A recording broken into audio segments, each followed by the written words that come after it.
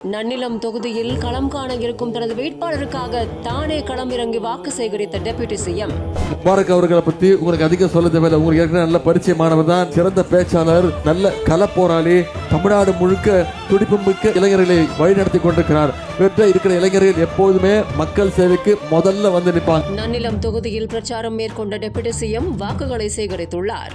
Corona lockdown சமயத்துல இயற்கை பேரிடர் காலத்துலலாம் மக்களை தேடி போய் உதவி செஞ்சவங்க முபாரக் அவருடைய SDPஐ சேர்ந்த அந்த இளைஞர்கள். தமிழ்நாட்டுடைய உரிமைகள் எல்லாம் பாதுகாக்க எப்பொழுதுமே களம் காண தயாராக இருப்பவர் தான் முகமது முபாரக் அவர்கள். மாநில உரிமைகளுக்காக இதுவரை தனித்தனியா போராடிக்கிட்டு இருந்தோம். இன்னைக்கு நம்ம தலைவர் அவர்கள் தான் இன்னைக்கு தமிழ்நாட்டை காப்பாற்ற முடியும்னு உணர்ந்து இன்னைக்கு நம்ம கூட கை சேர்ந்திருக்கிறார் SDPஐ தலைவர் திரு முபாரக் அவர்கள். வெற்றி வேட்பாளராக நிற்க வைத்து நன்னிலம் தொகுதியில் அறிமுகம் செய்தது மட்டுமல்லாமல் பொன்னான வாக்குகளை சேகரிக்க தானே களத்தில் இறங்கி முகமது முபாரக் அவர்களுக்காக வாக்குகளை சேகரித்துள்ளார் திரு டெபுட்டி சிஎம் அவர்கள்.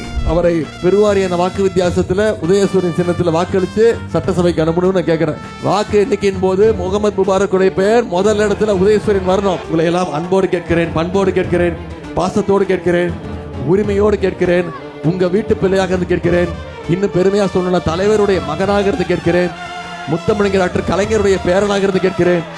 உதயசூரிய சின்னத்தில் வாக்களிச்சு திரு முகமது முபாரக் அவர்களுக்கு அதிகமான வாக்கு வித்தியாசத்துல வெற்றியை தேடி கொடுங்க. செஞ்சு காட்டுவோமா? நிச்சயம் பண்ணுவீங்களா?